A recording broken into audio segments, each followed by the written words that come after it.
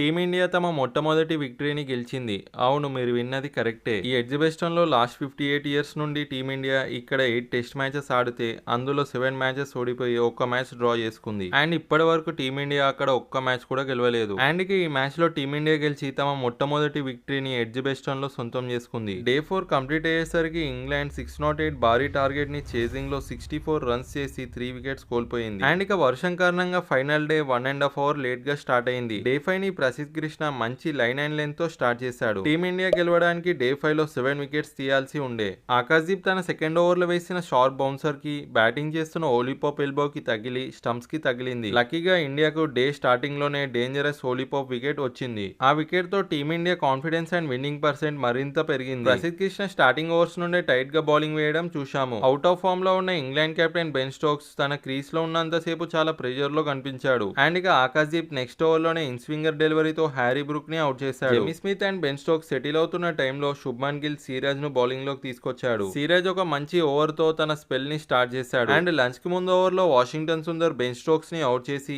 ఇండియాకి crucial break through అందించాడు. దాంతో 70 రన్స్ పార్ట్నర్షిప్ అక్కడికి ఎండ్ అయింది. సెకండ్ సెషన్ లో జెమీ స్మిత్ మాత్రం కంటిన్యూగా రన్స్ చేస్తూ వచ్చాడు. అండ్ ఈ డే 5 లో మరొకసారి ఓవర్ కాస్ట్ కండిషన్స్ రావడంతో బాల్ స్వింగ్ అవ్వడం స్టార్ట్ అయింది. లాస్ట్ మ్యాచ్ లో చాలా రన్స్ లీక్ చేసిన ప్రసిద్ కృష్ణ మాత్రం ఈ ఇన్నింగ్స్ లో పెద్దగా వికెట్స్ రాకపోయినా ఎకనామికల్ గా అండ్ ఎక్స్ట్రాడినరీగా పర్ఫామ్ చేశాడు. Chris Woakes and Jamie Smith batting solid గా ఆడుతూ మ్యాచ్ ని డ్రా వైపు తీసుకెళ్తున్న టైంలో ప్రసిద్ కృష్ణ క్రిస్ వోక్స్ ని అవుట్ చేశాడు. అండ్ మరో ఎండ్ నుండి ఆకాశ్దీప్ సూపర్ గా ఆడుతున్న జెమీ స్మిత్ ని అవుట్ చేశాడు. దాంతో ఫస్ట్ ఇన్నింగ్స్ లో మిస్ అయిన 5 వికెట్ ఆల్ ని ఆకాశ్దీప్ ఈ ఇన్నింగ్స్ లో దక్కించుకున్నాడు. జెమీ స్మిత్ అవుట్ అయిన తర్వాత ఇండియా ఒక హిస్టారిక్ విక్టరీ కోసం కేవలం 2 వికెట్లు తీయాల్సి ఉండే. ఆ టైంలో జడేజా బౌలింగ్ లో సిరాజ్ ఒక సూపర్ డైవింగ్ క్యాచ్ పట్టడంతో జాష్ టంగ్ వికెట్ ఇంగ్లాండ్ కోల్పోయింది. దాని తర్వాత ఒక్క వికెట్ దూరంలో టీమిండియా రికార్డ్ క్రియేట్ చేయడానికి ఉన్న టైంలో ఈ మ్యాచ్ లో బుమ్రాకు రిప్లేస్మెంట్ గా వచ్చిన ఆకాశ్దీప్ ఒక క్లియర్ మ్యాచ్ విన్నర్ గా మారాడు. ఆకాశ్దీప్ ఈ మ్యాచ్ లో తన 10th వికెట్ ని బ్రేడెన్ కేర్స్ ని అవుట్ చేసి దక్కించుకున్నాడు. అండ్ దాంతో టీమిండియాకు 58 ఇయర్స్ నుండి ఎగ్జిబిషన్ లో లేని గెలుపును